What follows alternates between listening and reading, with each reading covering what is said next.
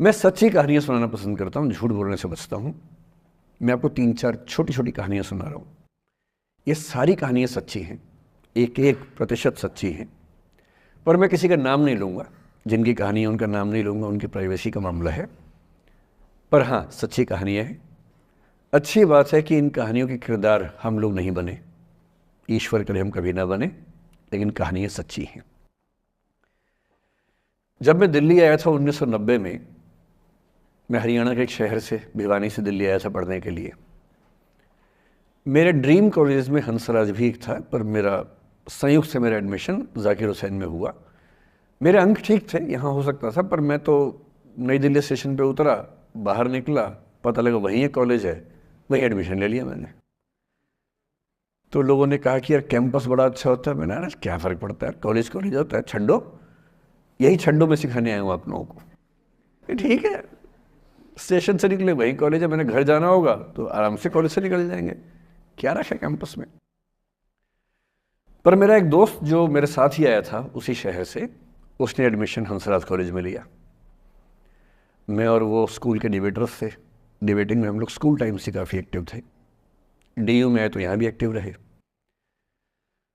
DU में मैंने करीब 5 साल डिबेटिंग की और मेरा ख्याल है कि लगभग 300-400 डिबेट्स मैंने जीती होंगी डीयू में, कुछ हरी भी होंगी, लेकिन मैंने खूब डिबेट, वो मेरा दरअसल दाना पानी था, रोजी रोटी मेरी वही थी कॉलेज के दिनों में।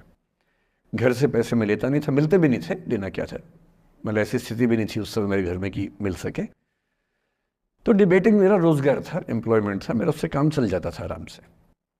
उसका भी चल जाता था, वो हंसराज से था, मैं जाकिर हुसैन से था। हम खूब डिबेट्स में मिलते थे। अक्सर ट्रॉफी या तो हम जीतते थे या वो जीतता था, कोई भी जीते रूम पे ही आती थी, क्योंकि हम रूममेट्स थे, एक साथ ही रहते थे। वो मुझसे योग्यताओं के मामले में 21 था, बल्कि अगर वो 21 था तो मैं 15 ही रहा हूँगा या 12 रहा हूँगा, 22 या 21 तो नहीं रहा हूँगा, मुझसे बेहतर था योग्यताओं में, बड़ा अच्छा व्यक्ति था। ग्रेजुएशन के बाद मैंने एमए हिंदी साहित्य में एडमिशन लिया, जबकि बीए ऑनर्स हिस्ट्री में किया था मैंने। उसने तय किया कि वो कुछ और करेगा, प्रोफेशनल कोर्स करेगा, नौकरी करेगा, तो वो चला गया दिल्ली से। मैं दिल्ली में रहा। फिर मैं एमए के बाद तैयारी करने लगा यूपीएससी की। तब तक मैं यूजीसी जेआरएफ कर चुका था। पहला अटेम्प्ट दिया, प्रीलिम्स हो गया। मेंस मेरा 96 के मेंस की बात कर रहा हूँ, मेंस शुरू होने वाला था, 2 दिन रह गए थे। करीब 10 दिन पहले वो मेरे पास आया हुआ था दिल्ली में, मिलजुल के अच्छे से बात करके गया था। उन दिनों उसका एक प्रेम संबंध कहीं हमारी ही एक मित्र के साथ चल रहा था। हम सब दोस्त थे, तो उनमें से 2 लोगों का आपस में का अफेयर था।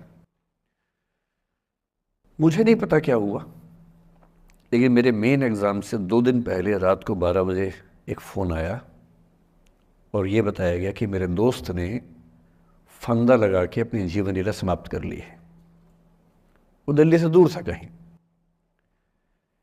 और जिस व्यक्ति के बारे में मेरी राय ये थी कि उतना जीवट वाला व्यक्ति कोई हो नहीं सकता, जो ज़िंदगी से हार सकता ही नहीं, जिसके होने से कई लोग हमेशा जीता हुआ महसूस करते हैं, वो चुपचाप एक बंद कमरे में ज़िंदगी से हार गया। मैं आज तक नहीं समझ पाया कि ऐसा कैसे हुआ। बाद में टटोला, उसके पेरेंट्स से बात हुई, भाई से बात हुई, उन्होंने उसकी याद में एक सोशल वर्क शुरू किया ताकि किसी और बच्चे को ऐसा ना करना पड़े।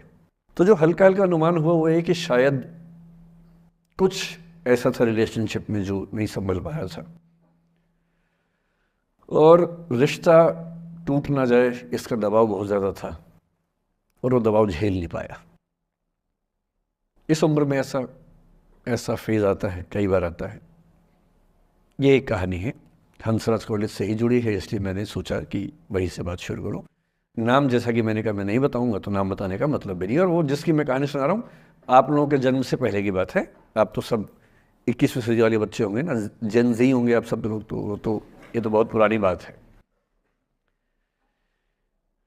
एक दूसरी कहानी सुनाता हूँ। मैं आपको 2-3 कहानियाँ सुनाऊंगा, फिर उन सबका सार निकाल लेंगे एक साथ हम लोग। दूसरी कहानी ये है कि जब मेरा सिलेक्शन हो गया 97 में, 96 अटेम्प्ट में पहली बार में मेरा सिलेक्शन हो गया था, मैं एक्सटेंशन लेके तैयारी कर रहा था और डीयू में मैं पढ़ा भी रहा था उस समय। तब मैं शायद डीएवी कॉलेज में था या अग्रसेन को, मैं 2 जगह पढ़ा है डीयू में, तो उनमें से किसी कॉलेज में पढ़ा रहा था उस समय में। तो उस समय एक लाइब्रेरी है कैंपस में ही, सेंट्रल रेफरेंस लाइब्रेरी, आप जानते होंगे, CRL बोलते हैं, जो विवेकानंद जी की स्टैचू है उसके सामने ही वो लाइब्रेरी है। उस लाइब्रेरी में नीचे सब बैठ के पढ़ते हैं और टॉप फ्लोर पे रिसर्च फ्लोर है जहाँ MPhil PhD वाले बच्चे पढ़ते हैं। मैं उस समय शायद PhD कर रहा था या MPhil खत्म हुई थी, वहीं बैठता था, पढ़ता था रोज़। कई दोस्त पढ़ते थे हम लोग वहाँ। हम सुबह 8 बजे लाइब्रेरी खुलते ही वहाँ घुसते थे, रात को 1 बजे निकलते थे लाइब्रेरी बंद होने के समय। तो वहाँ एक छत थी, छत पे छोटी सी कैंटीन थी जहाँ हम लोग जब जब बोर होते थे दिन में 3-4 बार जाके चाय पीते थे। चाय पी ली, बिस्किट खा लिया, थोड़ी गप्पे मार ली, वो सब वहाँ करते थे। तो वहाँ मेरे बहुत सारे दोस्त थे, उनमें से कई लोग अब बहुत सीनियर सिविल सर्वेंट्स हैं, कुछ लोग प्रोफेसर्स हैं डीयू में। 2 बच्चे थे मुझसे जूनियर, 3-4 साल जूनियर थे, बड़े प्यारे बच्चे थे। मुझे उस समय तक पढ़ाई लिखाई का शौक अच्छा खासा हो गया था, तो वो रोज़ मेरे साथ बैठते थे केवल बात करने के लिए, किसी मुद्दे पर बहस करनी है तो बहस होती थी, समझते थे। फिर मुझे पता लगा कि वो दोनों रिलेशनशिप में हैं, रिश्ते में हैं, दोनों ने शादी भी कर ली। उनकी योजना डीयू में पढ़ाने की थी या सिविल सर्विस की भी थी, शायद पता नहीं। मेरा इंटरेक्शन बहुत ज़्यादा उसके बाद रहा नहीं उनसे, क्योंकि मैं सर्विस में चला गया था। इतने जिज्ञासु बच्चे थे दोनों, इतने जिज्ञासु कि उनसे मिलकर तबीयत खुश हो जाती थी, कि हर चीज़ जानने का मन करता था उनका, हर विषय पढ़ने का मन करता था। एकदम जीवन से भरे हुए बच्चे, आंखों में चमक ऐसे। फिर दोनों की शादी हुई तो मैं शादी में जा नहीं पाया, क्योंकि मेरा रिश्ता सिर्फ लाइब्रेरी में 1 घंटा गप मारने वाला था, उससे ज़्यादा था नहीं रिश्ता उनके साथ। फिर सुनता रहता था कि मैं सब बढ़िया चल रहे, पढ़ाई कर रहे हैं, तैयारी कर रहे हैं। इंटरकास्ट मैरिज की उन लोगों ने, खूब हंगामा हुआ, दोनों घर में तलवारें खींच गई, किसी तरह से तलवारें संभाली गई, मैनेज हुआ, दोनों साथ रहने लगे। और फिर 3-4 साल के बाद एक दिन मैंने खबर सुनी कि उस बच्ची ने फंदा लगा के जीवन लीला समाप्त कर ली। ये बात भी दिल्ली विश्वविद्यालय की, ये उस दौर के सब लोग इस कहानी को जानते हैं। मेरे ख्याल से ये दोनों कहानियाँ आपकी प्रिंसिपल मैडम जानती होंगी, नहीं ध्यान कर पाएंगे तो मैं उनको जैसे नाम बोलूँगा अकेले में वो तुरंत समझ जाएंगे मैं किसकी बात कर रहा हूँ। मैं आज तक नहीं समझ पाया कि ऐसा क्या हुआ होगा। तो बाद में अनुमान जो हुआ वो ये, इंटरकास्ट मैरिज, परिवार का दबाव, समाज का दबाव, आपस के दबाव, टॉक्सिक रिलेशनशिप, अंत में उस दबाव को न झेल पाना और जीवन समाप्त कर देना, ये हुआ। ये 2 घटनाएं हैं। एक तीसरी घटना ये है कि दिल्ली में आज से 25 साल पहले घटना घटी। आप लोग तब बस पैदा हुए होंगे, घुटनों में चल रहे होंगे, या उससे 5-7 साल पहले की बात रही होगी।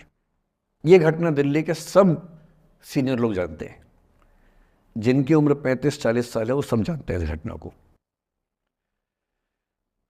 मोबाइल फ़ोन में वीडियो नया नया आया था उस समय, अब तो आपके हर फ़ोन में वीडियो है, अब तो सामने भी है, ताकि आप वैसा वाला मुंह बना के सेल्फी खिंचवा सके। पाउट बोलते हैं ना, मैं उसको देसी भाषा में सूअर जैसा मुंह बोलता हूँ, और वैसा ही बनता भी है, क्यूट क्यूट सा सूअर जैसा मुंह बना के लोग सेल्फी खिंचवाते हैं, उसको बोलते हैं पाउट।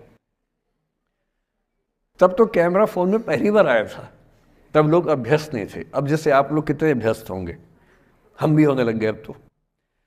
अब हम किसी से बात करते हैं तो हम ये एज्यूम करके चलते हैं कि उसने फ़ोन में कुछ ना कुछ ऑन कर रखा होगा, या तो आवाज़ रिकॉर्ड करेगा या वीडियो बनाएगा। तुम कितने केयरफुल होकर बोलते हैं, कितने कॉन्शियस रहते हैं। और सर्विलांस सोसाइटी की सबसे बुरी बात यह है कि हम हमेशा चौकन्ने रहते हैं, हम सहज हो ही नहीं पाते। सहज रूप से 2 लोग बात कर लें, हो ही नहीं पाता। तो मैं तो अपने ऑफिस में कई बार ऐसा करता हूँ, जब हम 3-4 लोग बैठते हैं इनफॉर्मल बातचीत के लिए, हम सब अपना अपना फ़ोन कमरे के बाहर छोड़ के आ जाते हैं, फिर 2 घंटे बात करते हैं, इस भय से मुक्त होके कि कहीं कोई रिकॉर्ड तो नहीं कर रहा। ये हालत है आज की। उस ज़माने में तो फ़ोन थे। मोबाइल फ़ोन आया था भारत में लगभग 1995 के आसपास पहली बार।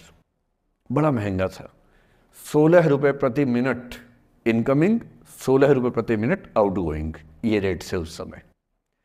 और फ़ोन वो थे जिनसे आप कील भी ठोक सकते हैं, वैसे वाले फ़ोन थे, बटन वाले फ़ोन थे। नोकिया एक कंपनी थी, उसके फ़ोन हुआ करते थे। उसके 4-5 साल के बाद क्या हुआ, पहली बार किसी कंपनी ने फ़ोन में कैमरा लगा दिया। ये बात उस समय के लोग नहीं समझते थे। जब भी नई तकनीक आती है उसको समझने में टाइम लगता है। जो पहले समझते हैं फ़ायदा उठा लेते हैं, जो थोड़ा लेट समझते हैं वो उसका नुकसान उठाते हैं। उस समय दिल्ली के एक प्रसिद्ध स्कूल में 11वीं-12वीं क्लास के 2 बच्चों में आपस में कोई रिलेशनशिप रही होगी। वो दोनों किसी ऐसी सिचुएशन में थे जो सिचुएशन बहुत ही प्राइवेट किस्म की थी, बहुत निजी किस्म की थी, जिसको पब्लिक नहीं कर सकते। कुछ फिजिकल रिलेशनशिप जैसा मामला था। उस दुष्ट लड़के ने लड़कों के इतिहास को कलंकित, लड़कों का इतिहास वैसे भी कलंकित ज़्यादा है, उसे और कलंकित करते हुए उस पूरे सिचुएशन का वीडियो बना लिया। ऐसे मामलों में दुर्भाग्य है, मैं लड़का हूं इसलिए लड़के पवित्र थोड़ा ना हो जाएंगे। लड़का है, इतिहास कलंकित तो है, उसका वीडियो बना लिया और दुष्टता का चरम स्तर निभाते हुए वो वीडियो अपने एक दोस्त को शेयर कर दिया। ये कहे कि किसी और को दिखाना मत, जैसा कि होता है अफवाहों की दुनिया में। हर अफवाह एक व्यक्ति एक को ही बताता है, ये कह के किसी और को मत बताना, और अगला व्यक्ति भी अगले को यही कह के बोलता है किसी और को मत बताना। और इस तरह से पूरे शहर को खबर होती है और सबको लगता है कि सिर्फ मुझे पता है। वो वीडियो फैल गया। नए नए फ़ोन आए थे, पर वो फ़ोन कम लोगों के पास थे, कैमरे वाले फ़ोन। तो फ़ोन से कितना फैलता, ज़्यादा नहीं फैला। लेकिन उस समय दिल्ली की एक कुख्यात मार्केट हुआ करती थी, पालिका बाज़ार, अभी भी है, पर तब वो कुछ और कामों के लिए कुख्यात हुआ करती थी। अब तो कपड़े मिलते हैं, तब कपड़ों के साथ कई चीज़ें और मिलती थी वहाँ। जैसे गंदी फिल्मों की सीडी चाहिए हो तो वहाँ मिलती थी, ग्रे मार्केट में, चोरी छिपे। इस वीडियो को सीडी में कन्वर्ट करके लोगों ने वहाँ से खरीदा, लाखों करोड़ों की संख्या में।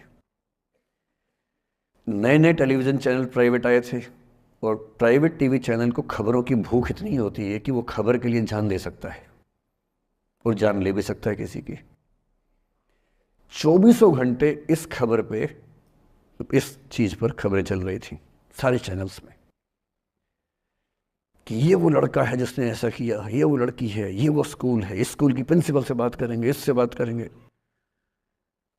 वो जो बच्ची थी जिसकी इसमें कोई गलती नहीं थी, सिवाय इसके कि वो किसी एक लड़के से प्रेम करती थी, जो कि उस उम्र में बच्चे कर बैठते हैं। इसके लिए बहुत चिल्लपौनी मचानी चाहिए। बच्चों को आप हर बात पे अपराधी नहीं मान सकते। उस बच्चे की गलती सिर्फ इतनी थी कि उसने अपने दोस्त पे भरोसा किया, जो भरोसे के लायक था नहीं। वो नीच किस्म का व्यक्ति था जिसने उस संबंध की गरिमा को समझा नहीं। उस बच्ची के घर के बाहर 24 घंटे न्यूज़ चैनल से कैमरे खड़े रहे। घर से कोई भी निकले 50 कैमरे पीछे, आप बताइए आपकी बेटी कैसी है, आप बताइए आपकी बहन कैसी है। अंत में उस पिता ने अपनी बच्ची को इस देश से बाहर भेज दिया। उसके कुछ दिन बाद की जो खबर टीवी चैनल से नहीं दिखाई, उसके पिता ने आत्महत्या कर ली। ये तीसरा इंसिडेंस है। ये सारी खबरें सच्ची बता रहा हूं मैं, इनमें से एक भी झूठ नहीं है। झूठी कहानियों से मोटिवेशन दिया जा सकता है, मैं जानता हूं, पर जब सच्ची कहानियां हैं तो मैं झूठ क्यों बोलूं? सारी सच्ची कहानियां बता रहा हूं मैं आपको। एक चौथी कहानी जो आप में से कई लोगों की होगी। मेरा एक स्टूडेंट है, सिविल सर्वेंट है, सीनियर लेवल पे है, करीब 40 साल का है। उसने आज तक शादी नहीं की। क्या उसकी शादी करने की इच्छा नहीं थी? पूरी इच्छा थी। फिर क्यों शादी नहीं की? भाई कुछ लोग तो होते हैं कि शादी करनी ही नहीं, कोई मिशन है, योगी जी हैं, मोदी जी हैं, ठीक है, उनका तो मिशन है, ममता जी है, उनका मिशन है। पर जिसका जीवन में ऐसा कोई मिशन नहीं है और जिसको प्रेम करने का मन भी करता हो, वो तो शादी करता है आमतौर पे। उसने शादी क्यों नहीं की जानते हैं? जब वो 25-26 की उम्र में था, जब वो मेरा विद्यार्थी भी था, एक दिन मेरे पास आके बोला कि सर एक बात करना चाहता हूँ। मुझसे मेरे स्टूडेंट्स ऐसी बातें खूब करते हैं पर्सनली आके, अब तो मैं टाइम कम दे पाता हूँ, पहले तो ये सब होता रहता था क्लास के अलावा। एकदम रोता हुआ आया, आंखों में आंसू भरे हुए बहुत सारे। अरे क्या हो गया भाई? तो फिर उसने किसी का नाम बताया कि सर वो भी मेरी स्टूडेंट थी, कि सर उसके साथ रिलेशनशिप थी, उसने धोखा दिया है मुझे। अच्छा, धोखा देने वाली कहानियाँ मुझे बहुत अपील नहीं करती। मेरा मानना है कि दोनों पक्षों की गलतियाँ होती हैं। आप केवल अपने पर्सपेक्टिव से सोच सोच के धोखा करते रहते हैं, ऐसा थोड़ा ना होता है भाई। कुछ तो मजबूरियाँ रही होंगी, कोई यूं ही बेवफा नहीं होता, कुछ तो वजह होगी ना। आप थोड़ा उसकी वजह, उसका भी तो, उसकी कहानी भी तो सुनिए। और मैं जब जब दोनों कहानियाँ सुनता हूँ मुझे लगता है कि मामला ग्रे है। आप किसी एक पे उंगली उठा ही नहीं सकते कि इसने ऐसा किया। दोनों की गलतियाँ होती हैं, ऐसा थोड़ा कि एक की होती है। बहरहाल इन भाई साहब को ऐसा लगा कि धोखा हो गया उनके साथ। तो मैंने कहा चलो कोई बात नहीं यार, हो गया तो हो गया, तू नहीं कोई और सही, ऐसा क्या है। इतनी बड़ी दुनिया है, 8 अरब की आबादी अब है, उस समय भी 6-7 अरब तो थी। मैंने कहा 3.5 अरब 350 करोड़ में कोई तो होगी तुम्हारे लिए, ऐसा क्या है, कोई और देखेंगे। पर वो थोड़ा ज़्यादा सेंटिमेंटल था उस समय। धीरे धीरे पता नहीं उसके मन में क्या बैठ गया, उसके मन में ये बैठा कि दुनिया की सारी लड़कियां धोखेबाज होती हैं। ऐसे मूर्खों की कमी नहीं है दुनिया में, ऐसे बहुत मूर्ख हैं। दर्शन की दुनिया में इसे अवैध सामान्यीकरण कहते हैं, इलिसिट जनरलाइजेशन। इसका मतलब बहुत छोटे सैंपल के बेस पे ये समझ लेना कि ये थियरी पूरे ब्रह्मांड पर लागू होती है। एक लड़की ने धोखा दिया, मान लीजिए धोखा दिया, धोखा इसने दिया कि उसने दिया कि किसी ने दिया, जो भी कहानी हो, एक सैंपल से ये मान लेना कि सब ऐसे होते हैं। और उसके बाद से उसने कम से कम 10 बार कोशिश की, 10 लोगों से मिला, बातचीत की शादी के लिए। डेटिंग तो क्या करेगा 40 की उम्र में, लेकिन हाँ बातचीत करके देखा कि शायद रुचियाँ मिल जाएं, स्वभाव मिल जाए तो शादी के बारे में सोचें।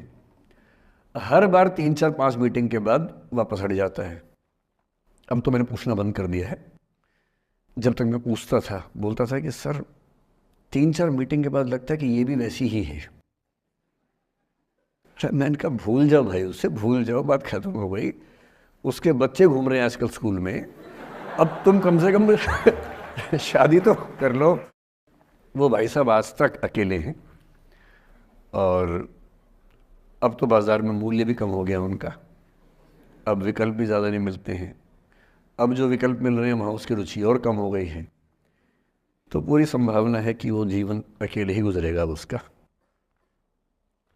एक अंतिम एग्जाम्पल देके फिर मैं निष्कर्ष की तरफ बढ़ूंगा। मैं एक आईएएस ऑफिसर को जानता हूँ, 2 आईपीएस को जानता हूँ, बहुत योग्य लोग, देश के सबसे अच्छे संस्थाओं से पढ़े हुए लोग, प्रॉपर आईएएस प्रॉपर आईपीएस में नौकरी करने वाले लोग, और इन तीनों ने अपना जीवन समाप्त कर लिया नौकरी में रहते हुए। क्यों? क्योंकि नौकरी और घरेलू जो दुविधाएं थी उनको झेल नहीं पा रहे थे, ना झेल पा रहे थे, ना भूल पा रहे थे। लेट गो नहीं कर पाए तो गिव अप कर दिया।